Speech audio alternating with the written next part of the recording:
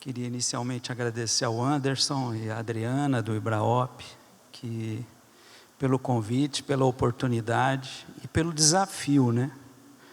Desafio porque é intuitivo para todo mundo que a existência de contaminantes no ar está relacionado com problemas de saúde. Isso é uma coisa que é intuitiva para todos. Mas há muito pouca informação sobre esses riscos, os riscos a que as pessoas estão submetidas nas cidades em que vivem, né, por conta da poluição atmosférica. A poluição atmosférica é reconhecida já há muito tempo pela Organização Mundial da Saúde como um problema de saúde pública. Um problema de saúde pública que, na estimativa da OMS, o número de mortes anuais por complicações decorrentes de poluição atmosférica no mundo chega a 7 milhões de pessoas. A estimativa para o Brasil é de 50 mil pessoas. É uma coisa que não é assim, são números realmente assim, impressionantes, que a gente não está acostumado a pensar neles, né? Esse desenho eu não vou me deter muito nele, mas é só para dar uma ideia do conjunto de... Cada uma dessas cores aí é um tipo de poluente atmosférico conhecido, né? O azul é um material particulado, e todos eles com previsão de legislação no mundo todo. O dióxido de nitrogênio em verde, o dióxido de enxofre, que já não é um caso tão importante no Brasil, exceto em alguns lugares muito específicos. E o ozônio, aqui é bom lembrar que esse ozônio não tem... É o mesmo elemento, mas não tem nada a ver com a camada de ozônio. Esse é o ozônio respirável, no nível da respiração. É um contaminante formado, ele não tem uma origem, não tem uma fonte de ozônio. Ele é produto de reações que ocorrem no ar com a presença de outros poluentes, especialmente num ambiente onde você tem óxido de nitrogênio, que são emitidos por veículos, por indústrias, enfim. E onde você tem hidrocarboneto também. Um conjunto de reações dá origem ao ozônio no nível respirável, que é um poderoso oxidante, né? E eles estão associados a vários problemas de saúde. E o que a OMS faz? Ela reúne continuamente, ela vai atualizando as pesquisas científicas, o conhecimento científico que você tem no mundo todo sobre o nexo entre contaminantes no ar e problemas de saúde. E à medida que ela vai sistematizando esse conhecimento, de tempos em tempos, ela solta o que internacionalmente é conhecido como os guidelines da OMS, que para nós aqui são as diretrizes globais de qualidade do ar da OMS, que nada mais são, para cada poluente, ela recomenda uma concentração máxima que você pode ter no ar para proteger a saúde pública. Então ela solta esses guidelines, eles vão sendo atualizados com uma certa frequência. Essa é a última atualização da OMS e aquela lista de poluentes na tabela. O que está chamando ali valores guias é o que a concentração máxima desses contaminantes que a OMS acha que deve ter no ar para proteger a saúde pública. Aquilo ali está em micrograma por metro cúbico ou miligrama por metro cúbico. Bom, agora,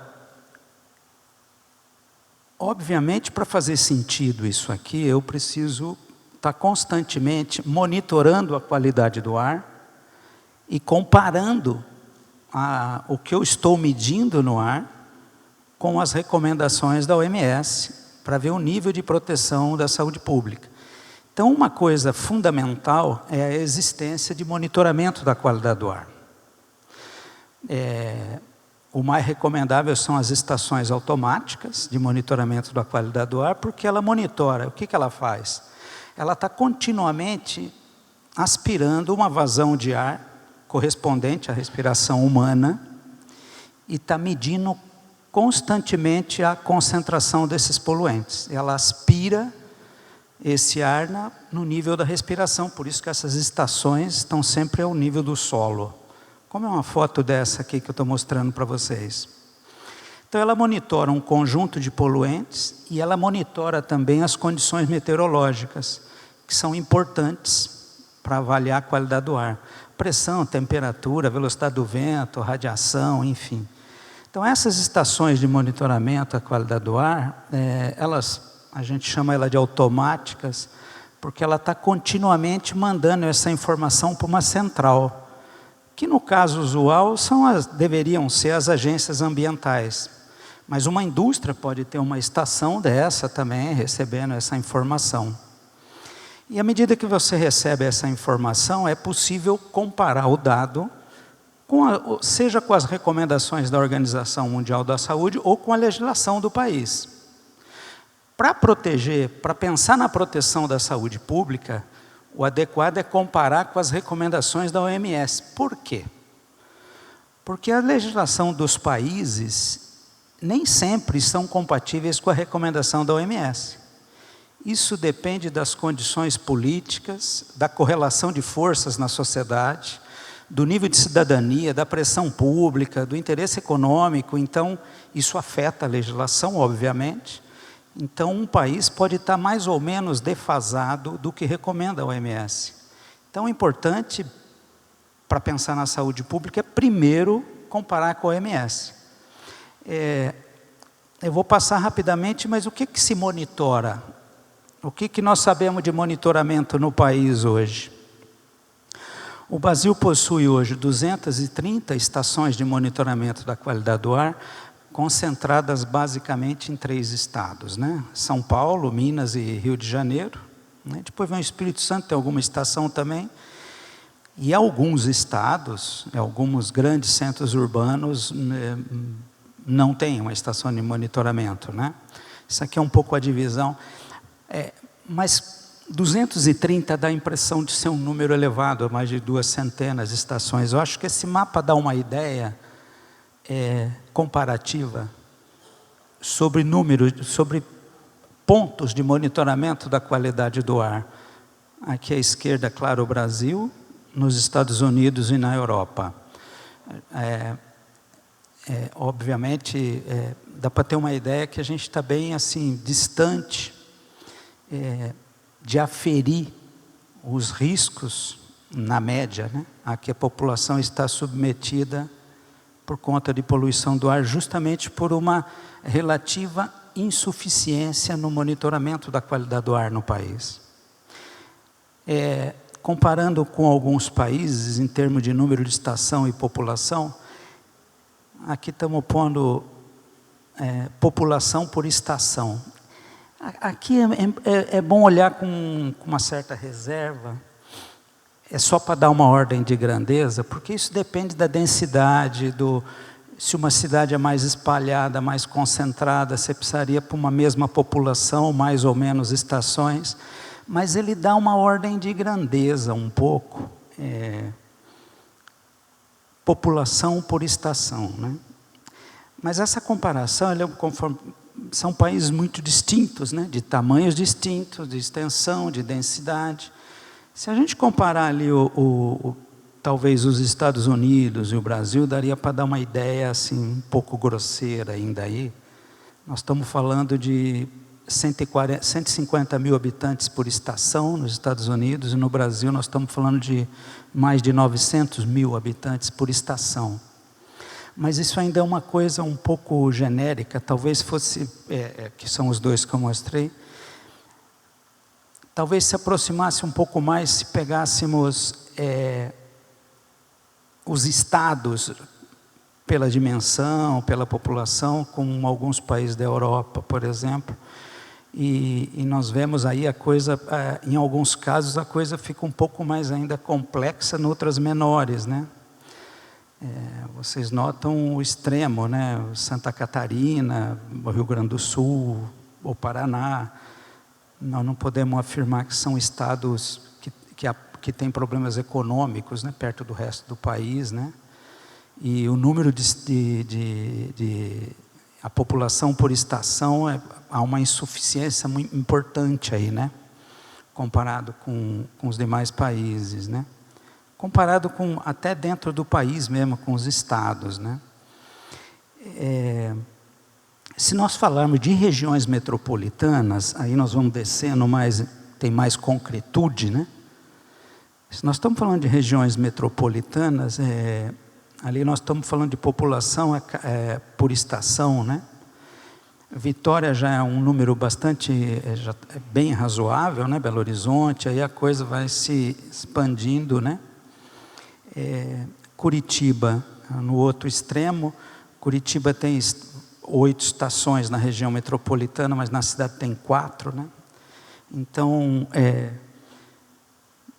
esses dados, eles não estão falando de como está a poluição do ar em cada um desses lugares. O que nós estamos falando aqui são as condições para monitorar a poluição do ar.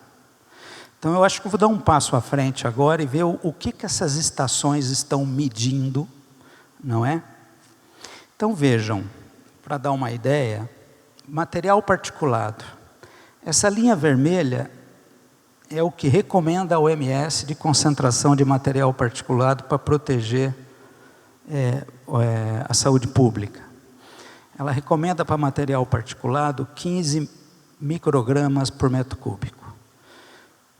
Você vê aqui em São José da Lapa, na região metropolitana de Belo Horizonte, tem estação medindo 59.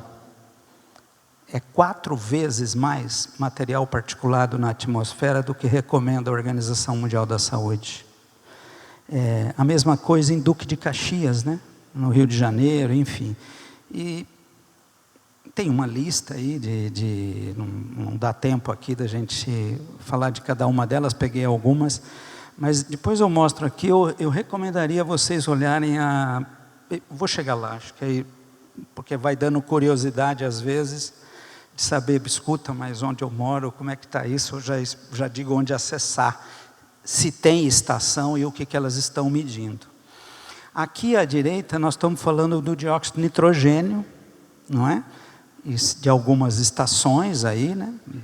Que é 10, então você pega Congonhas, que é uma estação próxima ao aeroporto de Congonhas, que dá uma concentração de dióxido de nitrogênio 6 vezes superior ao que recomenda a Organização Mundial da Saúde.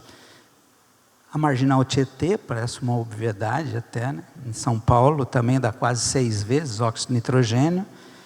E, enfim, poderia ir, tem uma lista de... Isso dá para fazer, dá para checar em cada uma das 230 estações o que tem para cada poluente. Aqui é o ozônio respirável. Isso aqui é o número de vezes que em 2021, o número de vezes que a concentração de ozônio ultrapassou a recomendação da Organização Mundial da Saúde. Na USP tem uma estação dessa, em São Paulo, são 104 vezes, com concentrações acima do recomendado pela Organização Mundial da Saúde. Brumadinho, em Minas Gerais, Itaboraí, enfim, no Rio de Janeiro, enfim, são concentrações bastante elevadas que a gente encontra no país, né? Então, onde estão, eu recomendaria quem tem curiosidade, etc., a organização que eu dirijo, o Instituto de Energia e Meio Ambiente, o que a gente faz, a gente monitora as 230 estações de monitoramento da qualidade do ar que tem no país. Elas estão agregadas numa plataforma, onde você pode checar cada estação, a série histórica, comparado com a OMS, enfim, a situação que está cada cidade. Então, aí pode-se... pode matar a curiosidade ou o espanto de alguns. Você tem os dados para onde está monitorando, não é? E aqui um pouco O problema de qualidade do ar ele não é uma... Isso aqui é só um exemplo, uma comparação de material particulado no mundo, né? É curioso como... não é curioso, aparece até uma evidência, né? Porque aqui na Europa você tem concentrações bastante inferiores a que a gente tem hoje no país, e o campeão é Los Angeles, né? Aqui nesse caso. Isso aqui é um pouco de cuidado. O que é isso aí? Isso é a média das estações de monitoramento de qualidade do ar que tem em cada uma dessas cidades. A gente calculou a média para material particulado, não é? Comparando cada uma delas. E é claro, Los Angeles vai ser compreensível. Los Angeles talvez seja a cidade no mundo que mais caracteriza, acho que tem a ver com as duas primeiras palestras, né? O padrão de mobilidade urbana do estilo norte-americano, né? Caracterizado pela prioridade do uso do automóvel, pelo espalhamento, enfim. Isso explica muito de por que você tem, apesar de ter uma frota de automóveis bastante atualizada, né, com controle de poluição rígido, né, você tem níveis de concentração de poluição do ar bastante elevadas. Isso me faz ir para uma segunda parte aqui, que parece ter combinado com as duas primeiras palestras, né, que é qual é o papel da mobilidade urbana em alguns lugares para essa situação que eu estou descrevendo.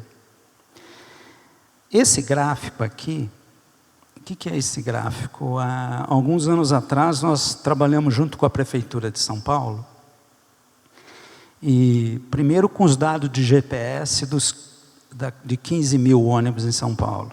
Eles, à época, hoje a frequência é menor, soltavam um sinal do GPS a cada 80 segundos. De modo que a gente monitorava no Instituto os 15 mil ônibus junto com a Prefeitura. E você sabia quanto cada ônibus em cada linha tinha rodado por hora, em quilômetros.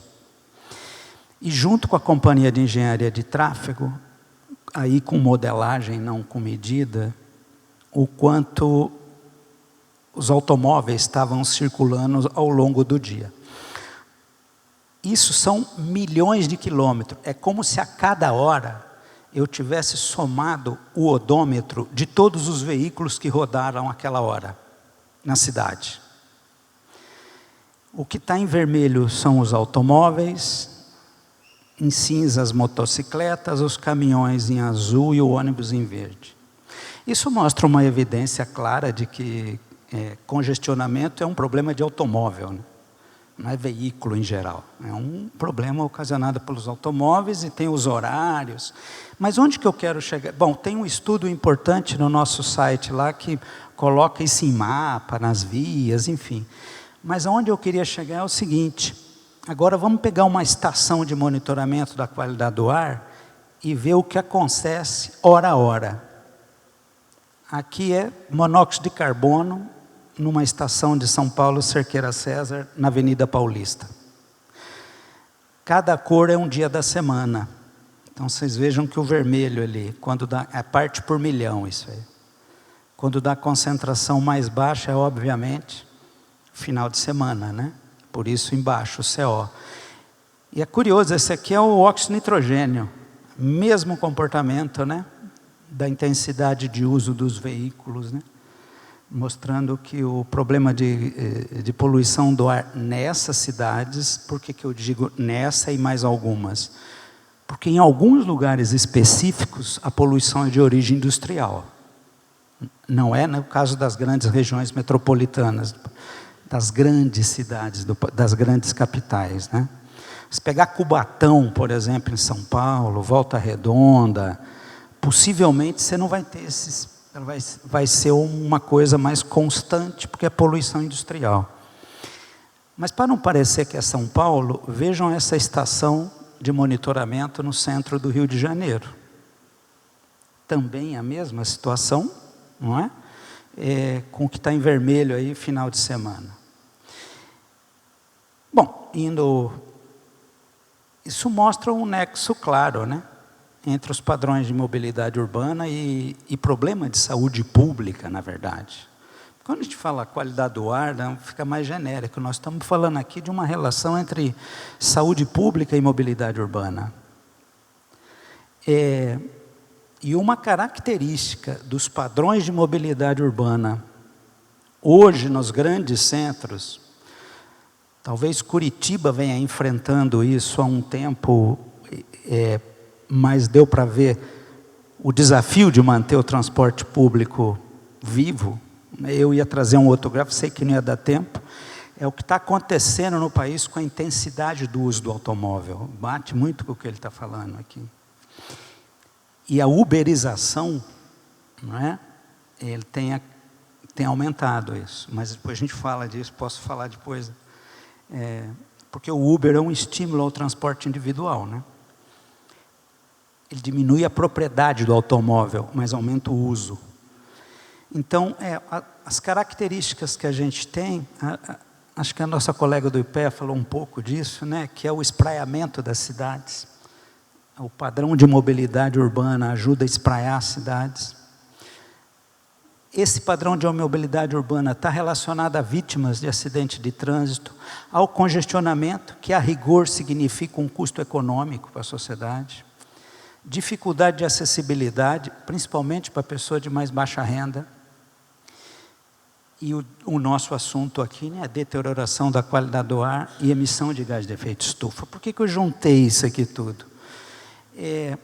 Porque, na verdade, o enfrentamento disso ele precisa de uma abordagem integrada, de um enfrentamento no seu conjunto que articula diferentes políticas públicas.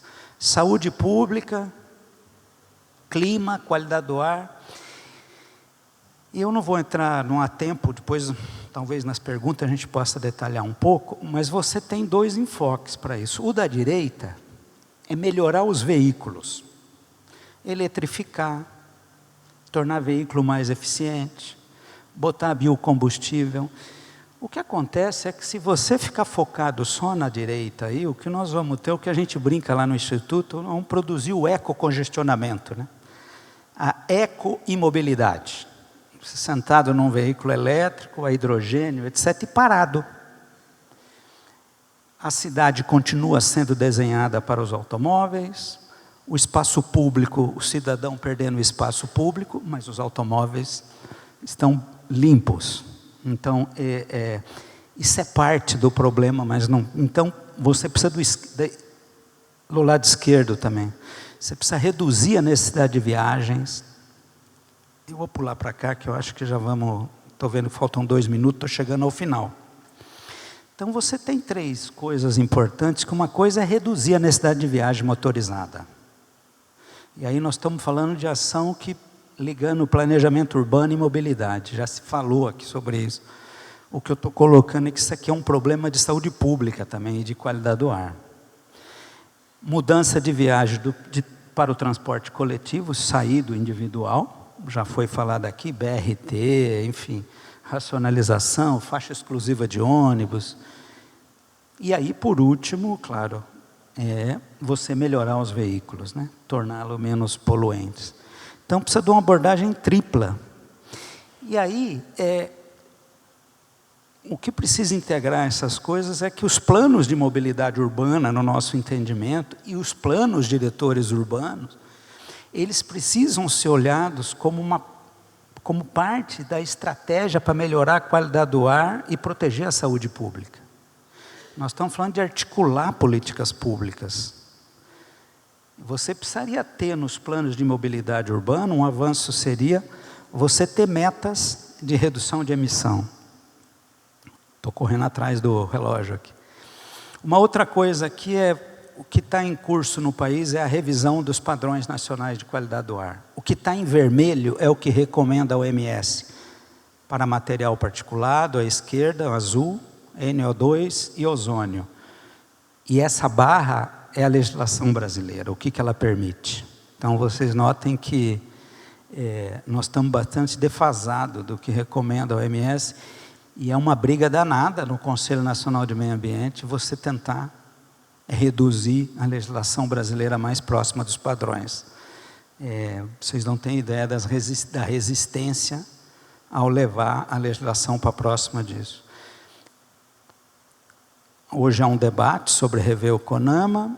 Existe um projeto de lei para encerrar, que institui a Política Nacional de Qualidade do Ar, porque o Brasil tem uma Política Nacional de Mudança Climática, tem uma Política Nacional de Recursos Hídricos, tem uma Política Nacional de Resíduos Sólidos, mas nunca teve e não tem uma Política Nacional de Qualidade do Ar. Existe um projeto de lei hoje que já está no Senado.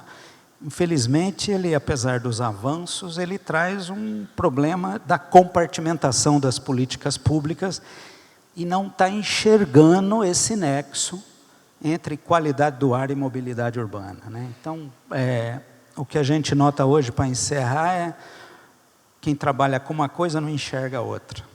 Então, se você pegar um órgão ambiental hoje que tem a atribuição de gerenciar a qualidade do ar, não é? Ele só consegue inferir alguma coisa com fonte industrial, porque ele tem um instrumento do licenciamento ambiental. Mas, para problemas de qualidade do ar, se ele é oriundo de mobilidade urbana, as agências ambientais hoje não conseguem fazer nada. E o inverso é verdadeiro também. Então, essa articulação de políticas públicas é absolutamente necessária. Então, tem um caminho à frente aí, que precisa ser trilhado e caminhado. É isso, me desculpa ter me estendido, muito obrigado.